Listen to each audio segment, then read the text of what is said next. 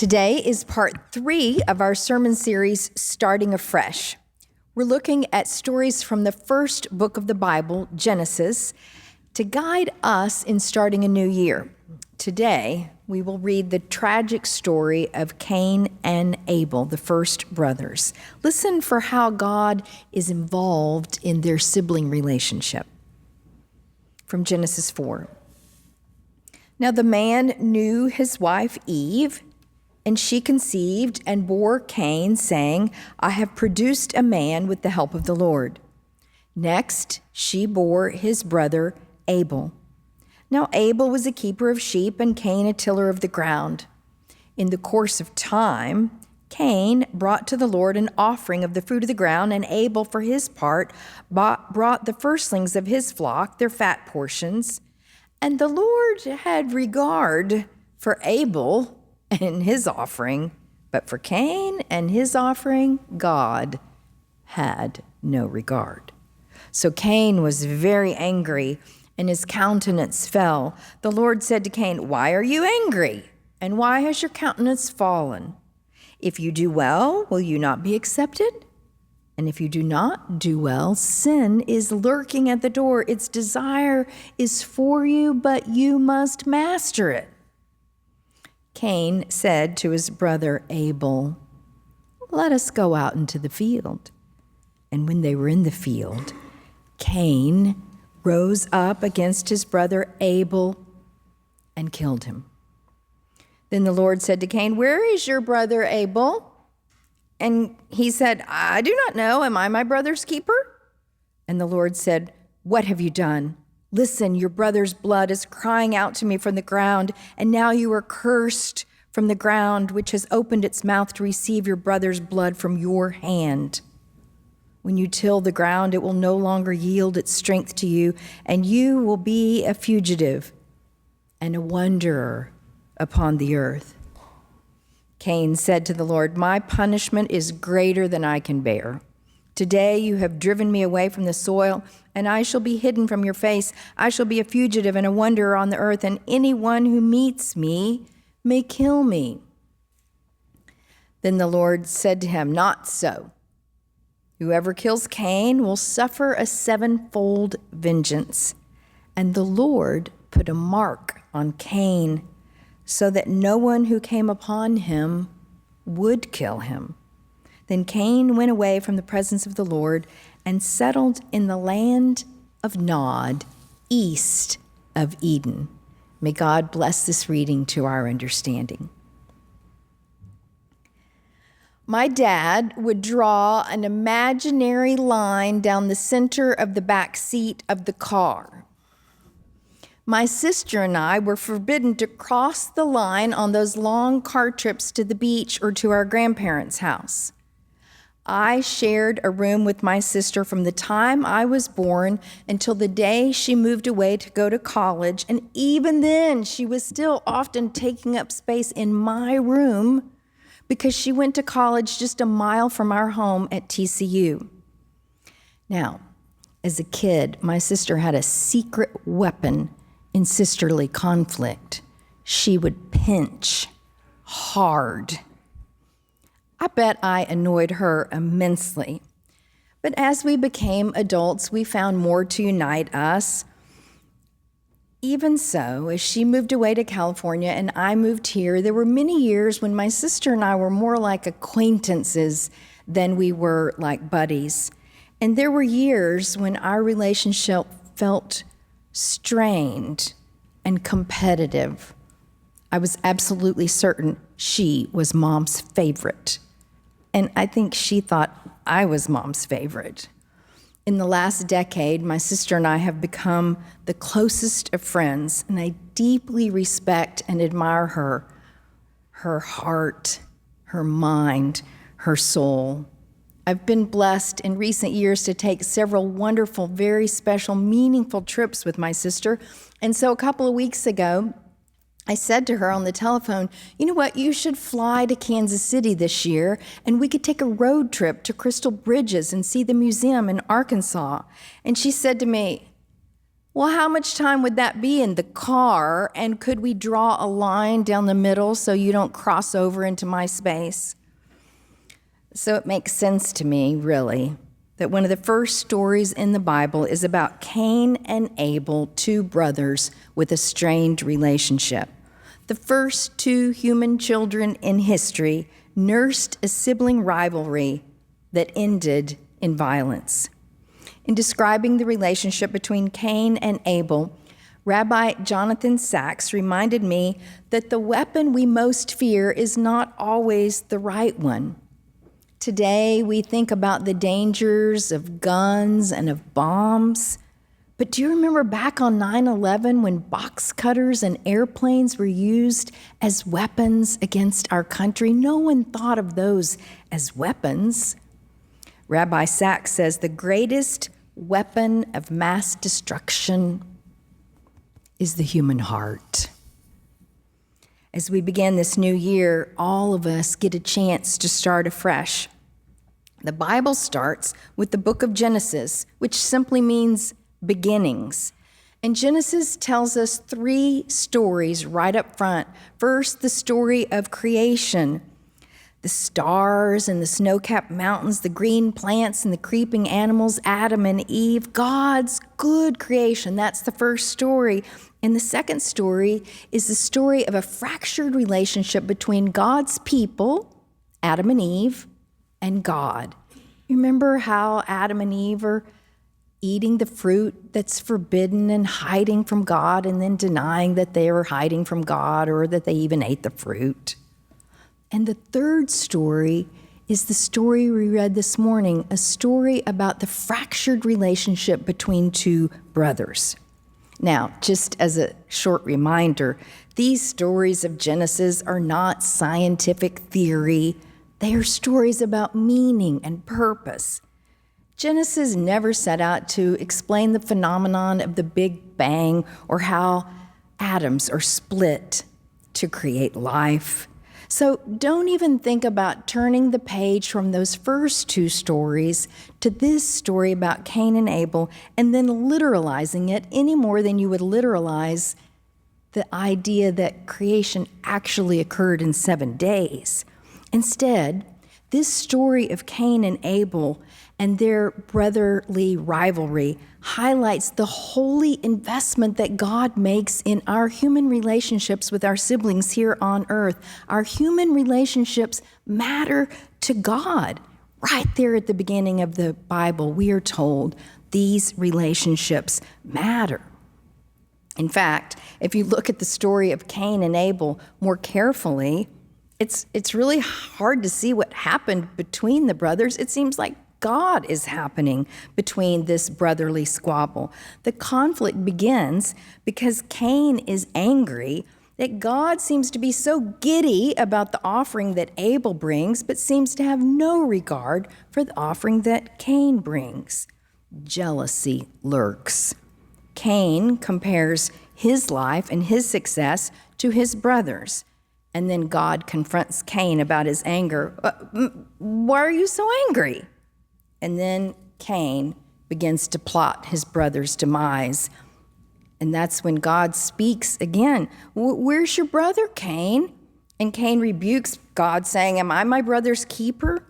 But once the horrific deed is done, Cain feels horrible about what's happened and assumes that God will now forsake him. But instead, God steps in and protects Cain. The relationship between brothers is deeply intertwined in this first story with the relationship that they share with God.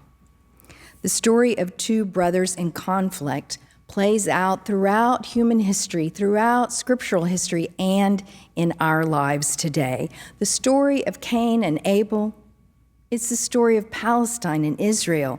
It's the story of Ukraine and Russia. It's the story of Democrats and Republicans. It's the story of our own personal families. You know that one little branch over there that doesn't speak to the little branch over here? I remember several years ago, a colleague of mine, Pastor Amy Butler of Riverside Church in New York, preached a sermon where she talked about a guy she had read about named Todd Underwood.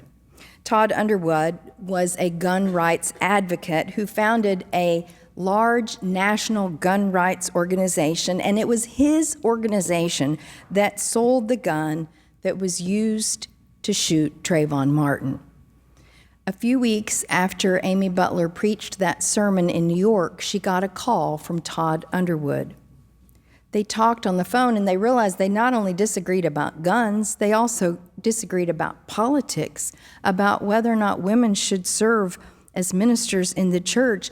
And finally, as they realized that there was so much separating them, Amy said to Todd, "If you had to pick one verse in the whole Bible that sums up what you think is most important of all in your faith, what would it be?"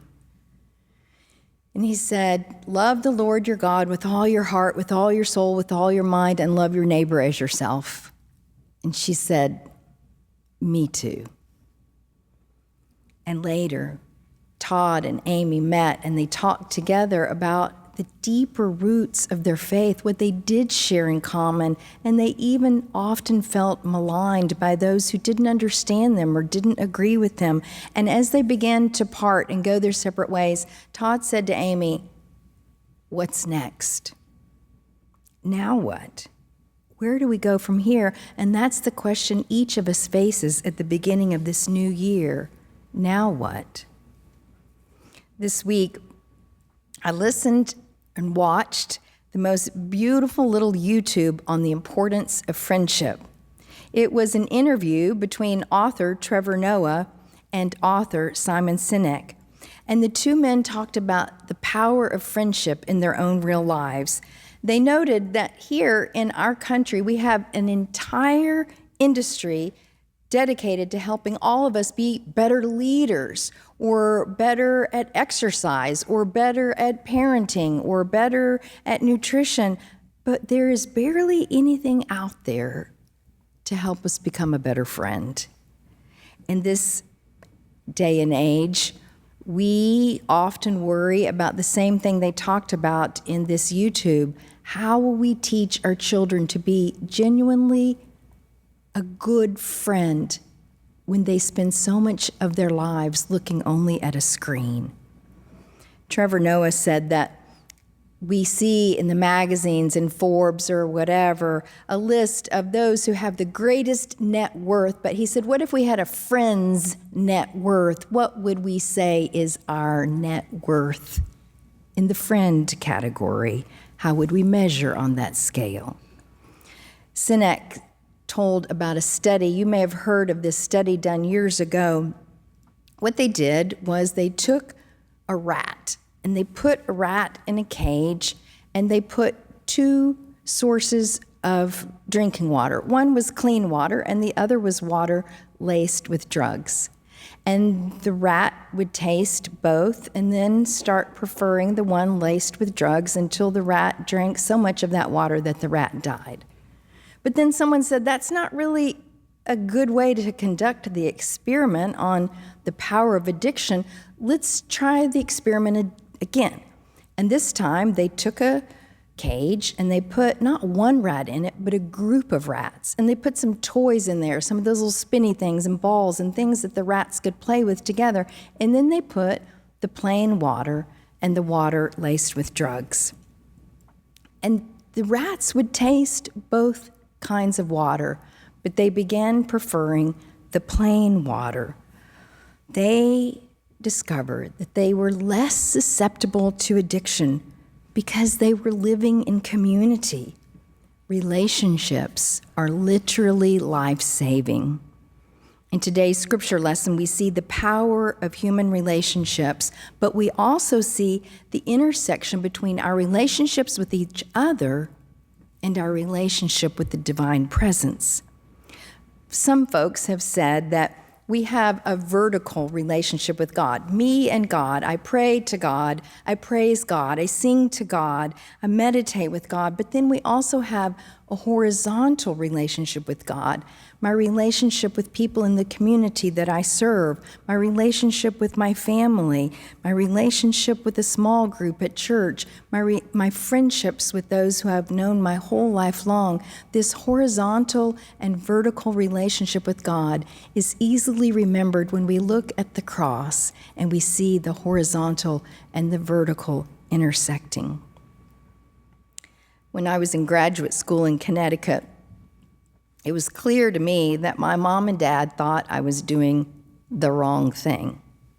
Now, looking back, I know that my mom and dad only wanted what was best for me. They wanted me to be happy, but during those 3 years of graduate school, it was clear to them and to me that our relationship was quite strained. They didn't want me to go to seminary at all, but if I was going to study for the ministry, they told me there were perfectly good schools in Texas. I didn't need to go clear away to New England for that. I remember one time I was home for Christmas break, and my dad took me to the airport so I could fly back to Connecticut.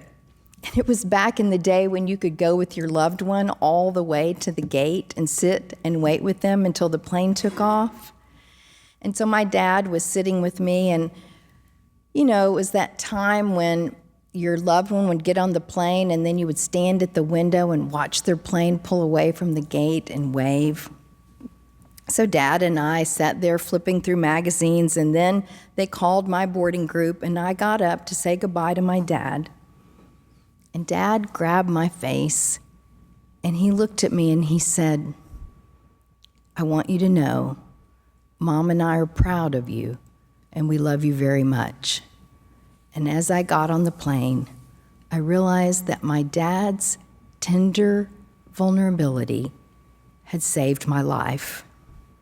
I knew that we still disagreed, but I also knew that there was a love that was holy, that was God's love, that was an unbreakable bond between us. When God talks with Cain about that brotherly relationship, God gives Cain a choice. God tells Cain, "Sin is crouching at the door, but you must master it." But if we were to read it in the Hebrew, we would not read, "You must."